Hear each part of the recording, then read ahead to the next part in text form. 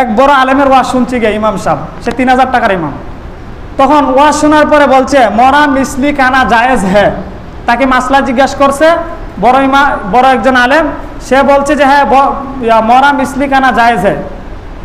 তখন সে আইসা কি করছে, এই এলাকার যত মুসল্লি আছে সমস্ত মুসল্লি মরলে সে জবাই করে খাইলা। জিজ্ঞাসা করলে আরে মেয়ে আপনি কামটা করলেন কি, মানুষ মরে যায় আপনি জবাই করে খান। আর এক আলেম বলছে না মরা মিসলি কানা জায়েজ হ্যাঁ। পরে আরেক আলেমে জানার পর ওরে বলো এটা তো মরা মুসল্লি না।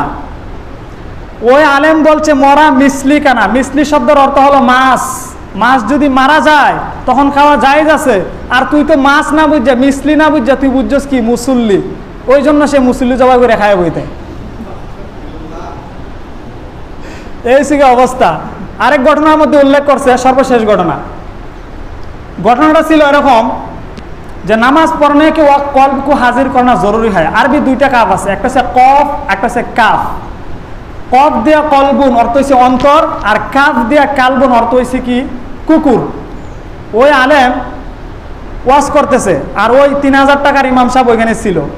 সে বলছে নামাজ পড়নে কি ওয়াক্ত কলবকে হাজির করা জরুরি হয়। নামাজ পড়ার সময় অন্তরকে উপস্থিত রাখা জরুরি। যদি কেউ অন্তর না থাকে এখানে নামাজ পড়ে এখানে, আর যদি অন্তর থাকে মালয়েশিয়ায়, তাহলে কি নামাজ হইব? যদি নামাজ পড়ে এখানে আর ভাত খাওয়ার মাঝে চিন্তায় যদি ব্যস্ত থাকে নামাজ হবে? তার নামাজ পরিপূর্ণভাবে হবে না, কারণ মনোযোগ নাই। তখন সে নামাজ পড়নে কি কলবকে হাজির কর না, সে কলবুন শব্দকে কালবুন বুঝছে। কালবুন অর্থ কুকুর। সে কি করে নামাজ পড়ার সময় মেহরাবের পাশে কুত্তা বাইন দাঁড়ায়, কারণ ওই কালবুন অর্থ তো কুকুর। তখন মুসল্লিরা জিজ্ঞাসা করছে আরে মেয়ে হাদিসে আসছে যেই ঘরের ভিতরে কোনো ছবি থাকে কিংবা কুকুর থাকে ওই ঘরে ফেরেশতাই ঢুকে না, আর আপনি এখানে কুকুর বাইন্দা নামাজ পড়েন, কি নামাজ হইব? কারে আমি একখানে ওয়াজ শুনছি, সেখানে বলছে নামাজ পড়নে কি কলবকে হাজির করা জরুরি হয়। নামাজ পড়ার সময় অন্তরকে উপস্থিত করা জরুরি। সে কি বুঝছে কলবুনের জায়গায় কালবুন, মানে সে বুঝছে কি কুকুর উপস্থিত করা জরুরি, এই জন্য কুকুর বাইন্দা নামাজ পড়ে। আর মুসল্লিরা তো ওই রকমই।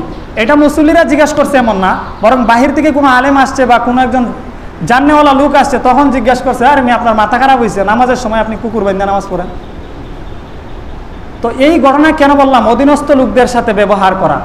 যদিও ইমাম নেতা, কিন্তু আমরা এখন অধীনস্থ।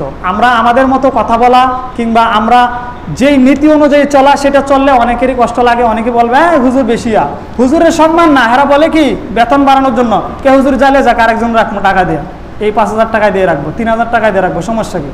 তাহলে আপনার ইমানের মানদণ্ড টাকার উপর। যদি টাকা কম হয় ইমাম ভালো, যদি প্রস্রাবখানা পরিষ্কার করে ইমাম ভালো, যদি ঝাড়ু দেয় আজান দেয় ইমাম ভালো, আর না হয় জানিস তোর যতই হোক যদি এইগুলো না করে কে ইমাম? আবার এই ইমাম আগে করছে এ করবো না কেন লাগি? আরে ভাই আপনি বিষয়টা জানেন, এরপরে মানার চেষ্টা করেন। একজনের উপর সব চালাই দিবেন তাহলে তো হয় না।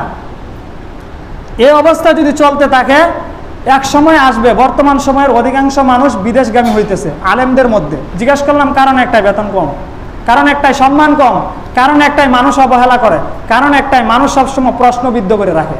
কোনো একটা জিনিস জানতে চাইলে আইসা যায় না, নিজে নিজে জিজ্ঞাসা করে না, আরেকজনের মাধ্যমে একটা গ্রুপ তৈরি করে মসজিদেই বসে চিন্তা করে যে ইমাম সাহেব কামটা করলো কি।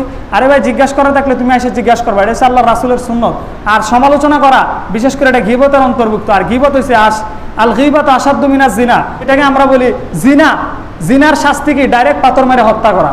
ওই হত্যা থেকেও মারাত্মক গুনাহ হয়েছে গীবত করা। আপনি বসে ওই কাজটা করেন। আর আজানের দায়িত্ব মুয়াজ্জিন আর ইমাম সাহেবরে দিয়ে দিয়েছেন। এখানে বসে মুসল্লিরা 4 জন 5 জন এবং বারান্দায় ওই জায়গায় বসে থাকেন, আর চিন্তা করেন করে টাইম হয়ে 5 মিনিট গেছে ইমাম সাহেব আজান দেয় না। এই দায়িত্ব কি ইমাম সাহেবের একা? আর আপনি আজান দিলে হইব না আজান? কি আশ্চর্য বিষয়।